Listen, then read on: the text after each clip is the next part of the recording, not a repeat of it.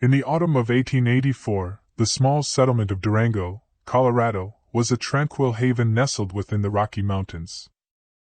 It was a place where people sought solace in the breathtaking natural beauty that surrounded them, blissfully unaware of the impending terror that would soon engulf their lives. As the sun dipped behind the rugged peaks one chilly evening, the wind whispered eerie secrets through the pines. The townsfolk huddled in their rustic cabins, blissfully unaware of the monstrous menace that was lurking in the shadows. The only warning was the unnatural silence that fell upon the land, as if nature itself held its breath. In the dead of night, the first cry of terror shattered the quietude. A deafening roar, guttural and primeval, reverberated through the canyon walls.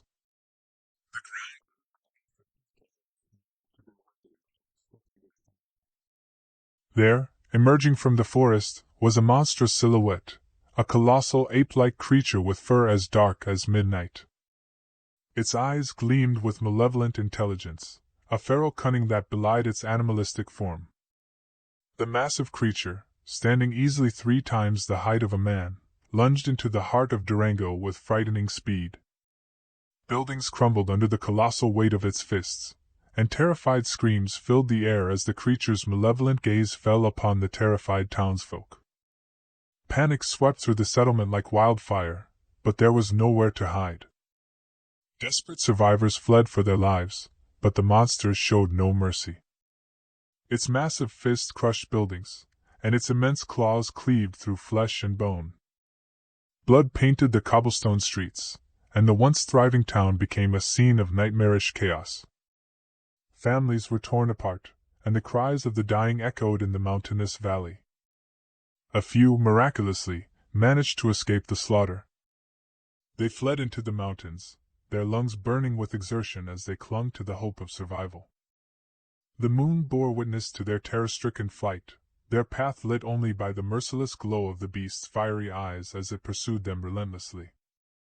The survivors, now perched on a desolate mountain ledge, gazed down at the once beloved Durango. Below, their homes had been reduced to a smoldering ruin, and the monster's roars still reverberated through the valley. In the eerie stillness of the night, the remnants of their settlement now lay in ruins, and their fellow townsfolk were silenced forever. The monstrous ape retreated into the wilderness, vanishing into the inky blackness from whence it had come, leaving only the survivors to bear witness to the destruction it had wrought. They had witnessed the unthinkable, a nightmarish event etched forever into their memories, and they knew that the horror of the giant ape monster would haunt them for the rest of their days. Durango, Colorado, had become a ghost town, and the mountains, which once offered solace, now concealed both refuge and terror, leaving the survivors to wonder if the creature would return to haunt their nightmares once more. In the heart of rural Bavaria, nestled amidst dark forests and moonlit meadows, there was a small village that had been cursed for generations.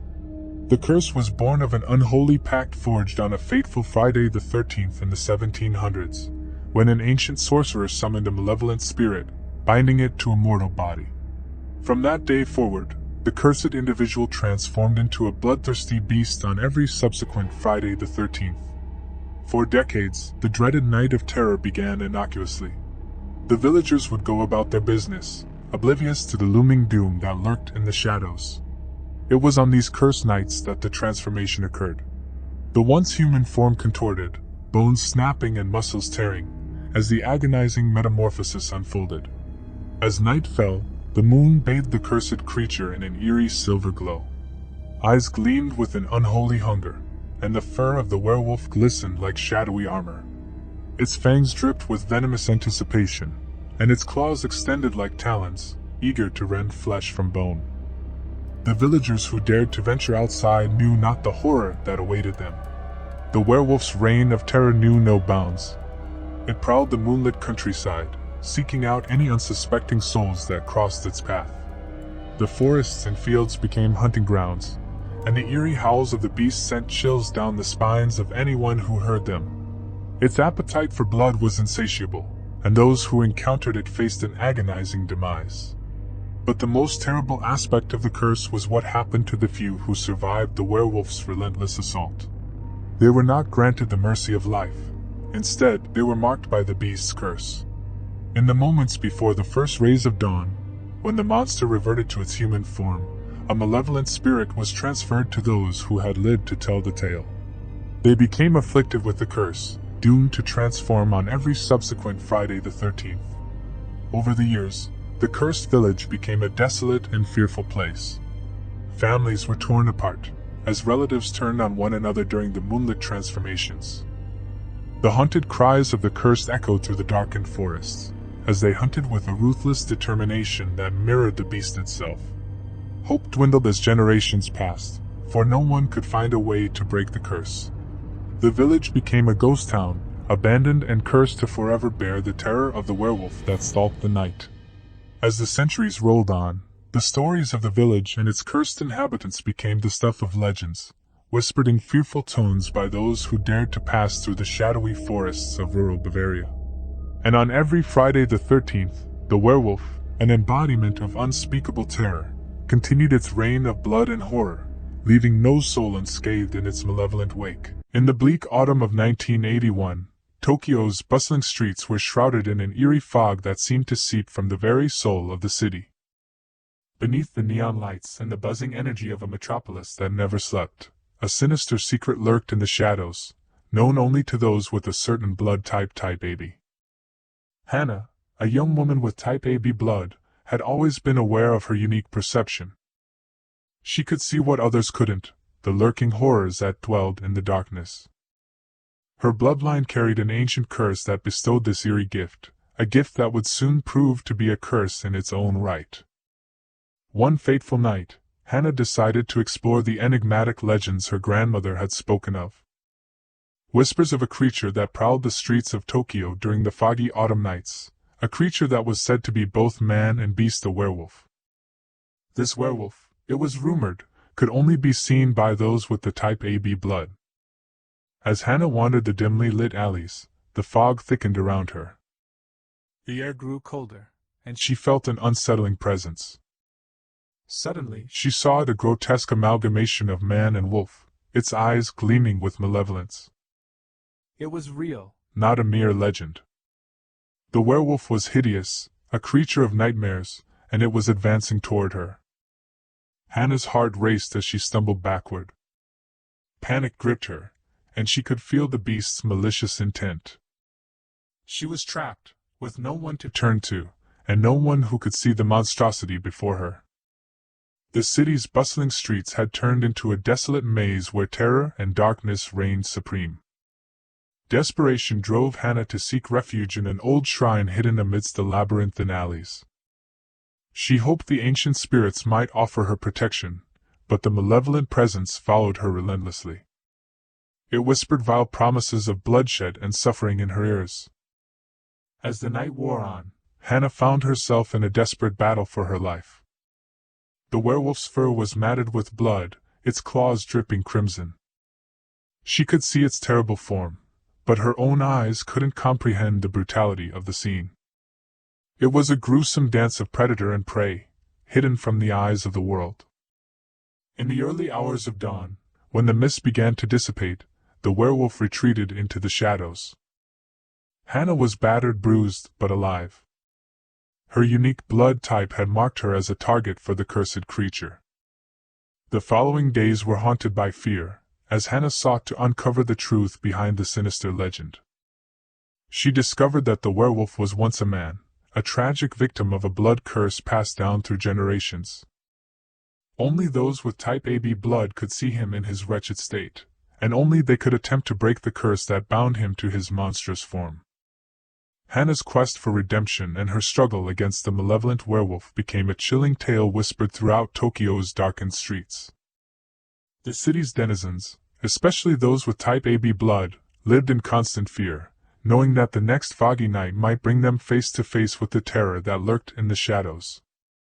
In the heart of downtown Tokyo, a battle between light and darkness raged on, hidden from the world. Hannah was determined to confront the curse that had plagued her bloodline for generations, even if it meant facing the nightmarish creature that haunted her every step. In the summer of 1974, a group of adventurous divers set out on an expedition to explore the mysteries of the Bermuda Triangle. Among them was Sarah, an experienced diver with a thirst for the unknown. Little did she know that this fateful journey would become a nightmare she would never forget. As the sun dipped below the horizon, casting eerie shadows on the calm waters, Sarah and her fellow divers descended into the depths of the Bermuda Triangle. The dark and turbulent history of this enigmatic area did nothing to deter them. Instead, it added to the allure of their quest. Their dive boat, the Atlantis Voyager, was a sturdy vessel captained by a grizzled sea veteran named Captain Reynolds. With a nod and a confident grin, he assured the divers that the Bermuda Triangle had nothing on their experience. They laughed off the superstitions as they plunged into the deep blue. The underwater world revealed itself to be a surreal paradise of coral reefs, exotic fish, and haunting shipwrecks. Sarah and her comrades marveled at the beauty of the abyss, forgetting the stories of vanishing ships and aircraft that had captivated their imaginations. But as they ventured further, the world above water seemed to melt away. The weather shifted ominously, the sky darkening, and a thick fog enveloped them. Disoriented and disconnected from their boat, panic began to set in among the divers. Sarah's heart raced as she watched her fellow divers searching frantically for the Atlantis Voyager. She knew they were in a perilous situation, isolated in the heart of the Bermuda Triangle. Desperation grew as they surfaced, but there was no sign of their boat, only the eerie silence of the fog. Hours turned into days, and the group's hope dwindled. They rationed their supplies, desperately trying to stay afloat and alive. It was during one of Sarah's solo dives in search of food that the nightmare truly began. As she glided through the deep, she noticed an unusual shadow lurking in the distance. Her heart pounded in her chest as she recognized the unmistakable form of a gigantic shark. This massive creature, thought to be extinct for centuries, circled her with predatory curiosity. It had rows of serrated teeth that seemed capable of ripping through steel. Sarah's every instinct screamed at her to flee, but she knew she couldn't outswim this prehistoric beast. The shark's dead, black eyes bored into her soul as if it could sense her fear. She stayed as still as possible, praying that it would lose interest and swim away. Days turned into a week, and Sarah's situation grew increasingly dire. She could see the Atlantis Voyager, on the surface occasionally, tantalizingly close but forever out of reach. It was as if the boat was a phantom, a mirage that taunted her with false hope. Then, one fateful morning, as Sarah was once again circled by the colossal shark, she saw the outline of the Atlantis Voyager above her. Her heart leaped with joy as she kicked upwards, desperate to reach the boat that had eluded her for so long. As she breached the surface, gasping for air, she looked around for her fellow divers. To her horror, they were nowhere to be seen. The boat was empty, a ghost ship adrift in the endless fog. Sarah screamed for help, her voice echoing through the eerie silence. But there was no response, only the relentless circling of the ancient predator below. It was as if the Bermuda Triangle had claimed them all, leaving her alone to face the abyss. The Atlantis Voyager sailed away into the fog, leaving Sarah behind, the last witness to the terrifying mysteries of the Bermuda Triangle. To this day, her fate remains unknown, lost to the depths of the ocean, a chilling reminder of the horrors that lie hidden in its dark waters. In the heart of 11th century Europe, nestled within a thick, impenetrable forest, there lay a small, tranquil town named Blackthorn. The townsfolk lived peacefully, unaware of the horrors that lurked in the shadows, waiting for the moon to rise and unleash its terrifying transformation. It was a moonless night when the ominous presence first descended upon Blackthorn. A thick, oppressive darkness enveloped the town, as an eerie silence settled in. The villagers, sensing an impending doom, huddled within their homes, clutching crosses and praying for salvation. As the clock struck midnight, a deafening, grotesque buzzing shattered the silence. The earth seemed to tremble as the source of the cacophony emerged from the woods. With leathery wings that spanned the width of a house and bulging compound eyes, the monstrosity that descended upon Blackthorn was unlike anything they had ever seen. This abomination, a creature from the darkest corners of folklore, was a giant fly, taller than the tallest man in the town. Its body was a grotesque fusion of insectoid limbs and human anatomy, twisted into a sickening parody of a werewolf's transformation. It exhaled a sickly, acrid stench that struck terror into the hearts of those who dared to gaze upon it. The fly monster's transformation was a horrifying sight to behold.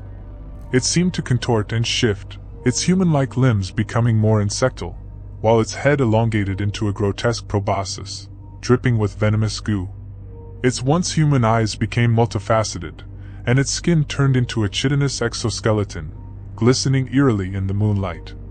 This metamorphosis was an unholy fusion of man and fly, an eldritch horror beyond comprehension. With a sinister cackle, the creature began its reign of terror. It roamed through the town, its monstrous form casting a shadow over everything in its path. The military, armed with swords and bows, rallied to defend their homes, but their weapons were feeble against the monstrosity. The creature's strength was unmatched, and it made quick work of the valiant soldiers, leaving their lifeless bodies strewn throughout the cobblestone streets. Worse yet, the fly monster bore an insidious purpose. For every slain enemy, it would pause, its abdomen swelling grotesquely as it laid eggs within the fallen. The eggs would be hidden within the bodies, waiting to hatch and bring forth a new generation of abominations to terrorize the land. As the night wore on, the once peaceful town of Blackthorn descended into chaos and despair. The fly monster's buzzing filled the air with a haunting symphony of horror, and the townsfolk had no choice but to flee for their lives.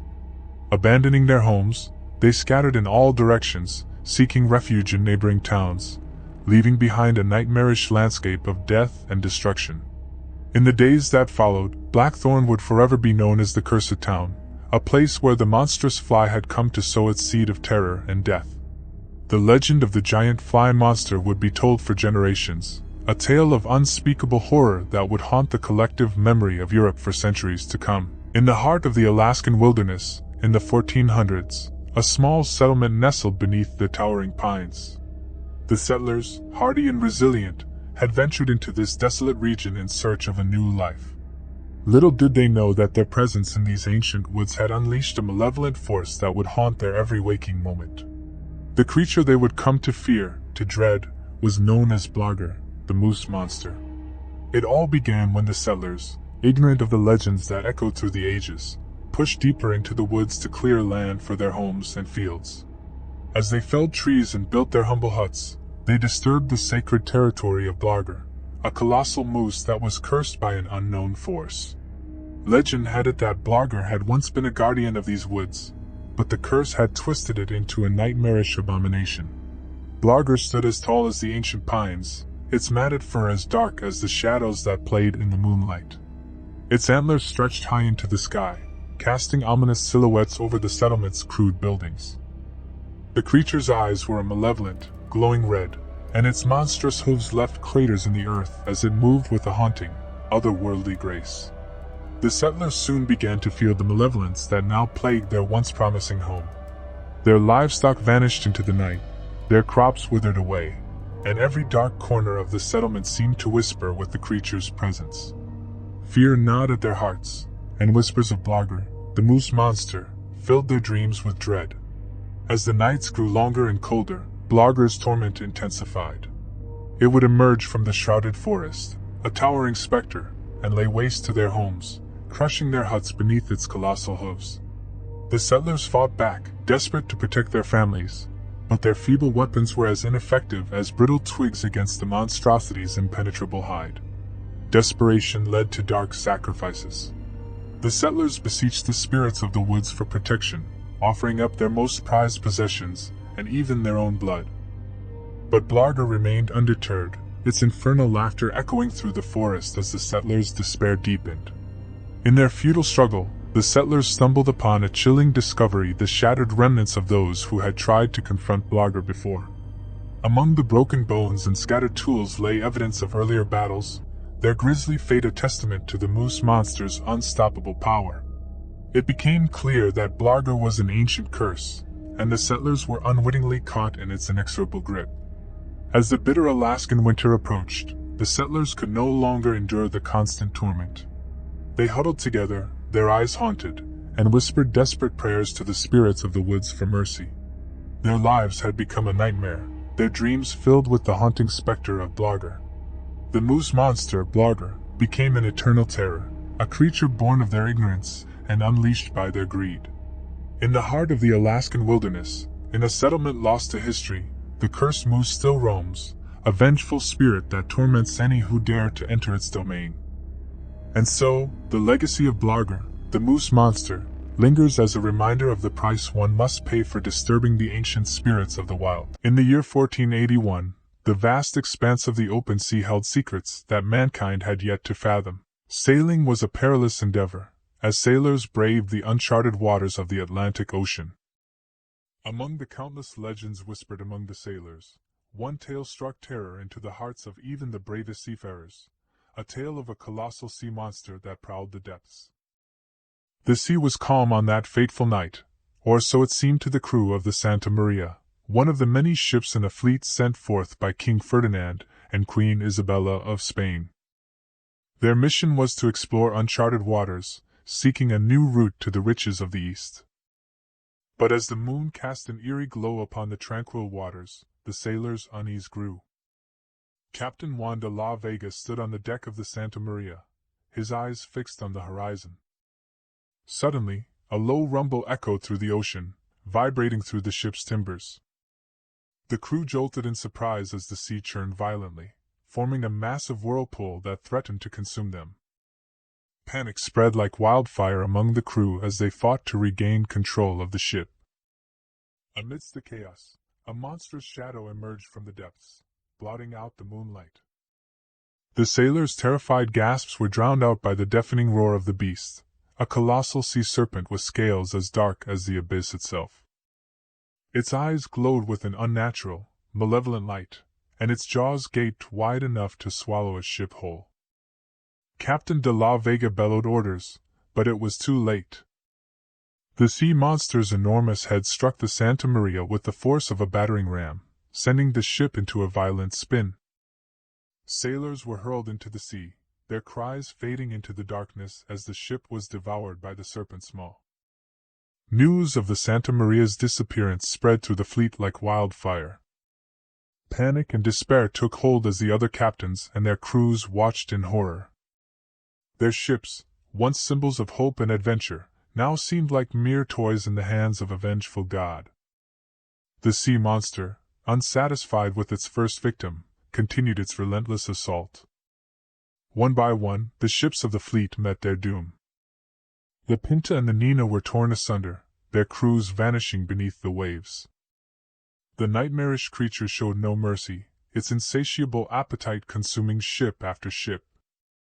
The survivors, huddled on the remaining vessels, prayed for salvation, but there was none to be found. The sea monster's reign of terror continued, a relentless and horrifying force of nature. As dawn broke on the following day, the once proud fleet lay in tatters, scattered debris floating on the surface of the ocean.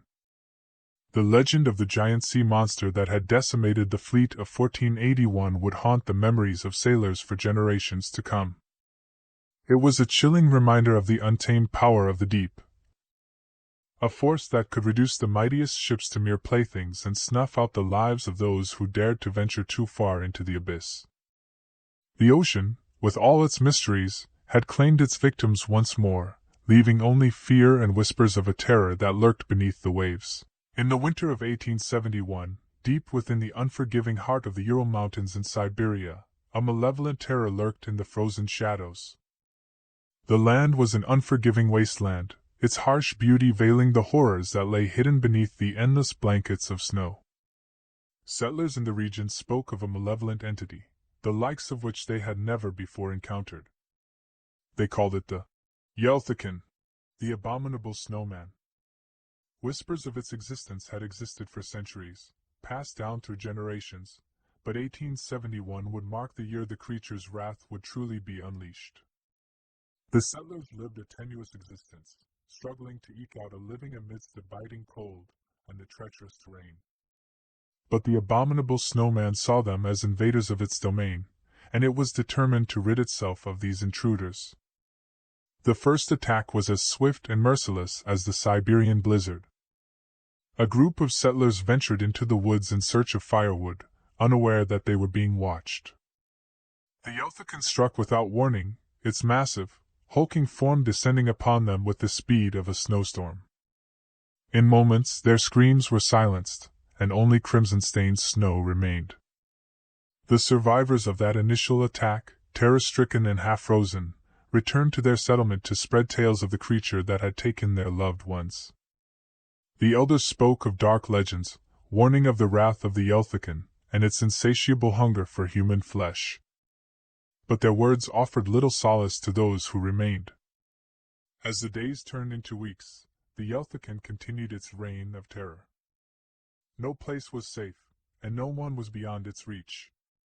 The villagers had grown desperate, their once hopeful hearts now filled with dread. Many tried to flee the cursed mountains, but the Yelthican pursued them relentlessly, leaving behind a trail of corpses as chilling evidence of its relentless pursuit.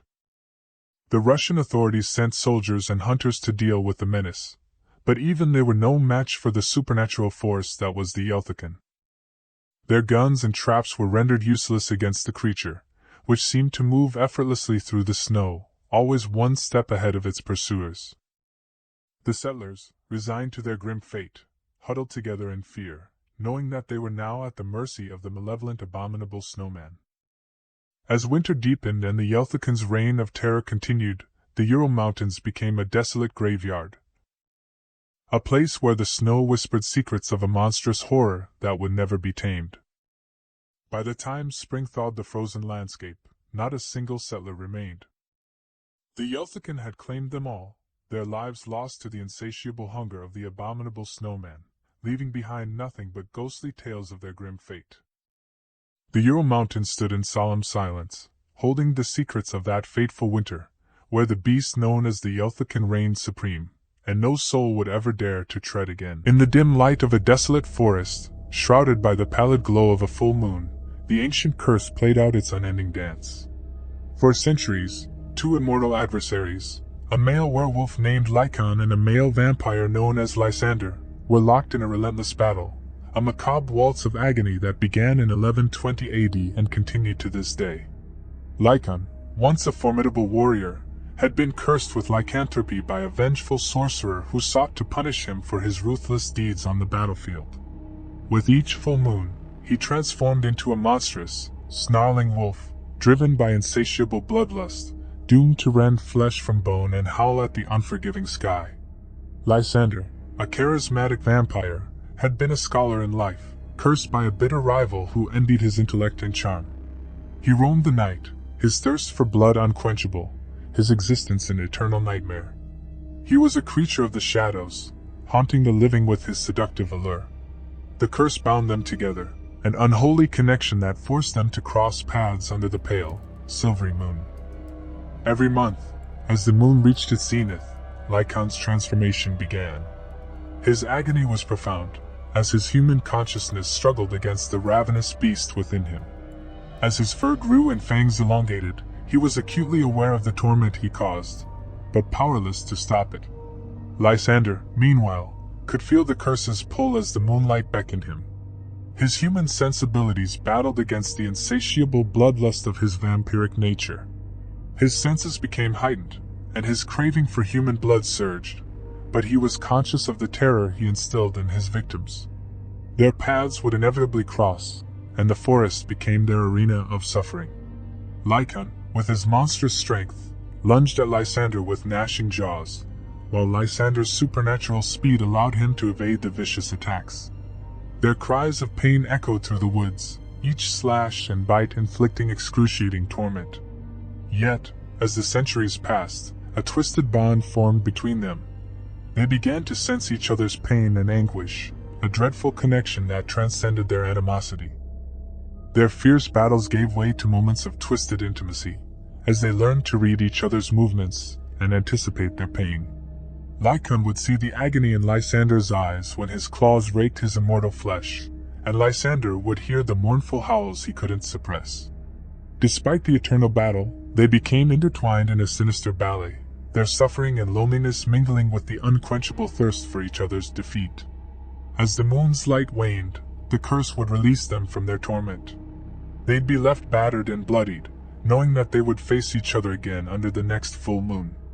The endless cycle of pain, hatred, and tragic connection continued, an unbreakable curse that had persisted for centuries, and would persist for centuries more. In the shadowy depths of the accursed forest, the eternal struggle between the male werewolf Lycan and the male vampire Lysander continued, two immortal creatures trapped in a nightmare of their own making, their tortured souls forever bound by the cruel hand of fate.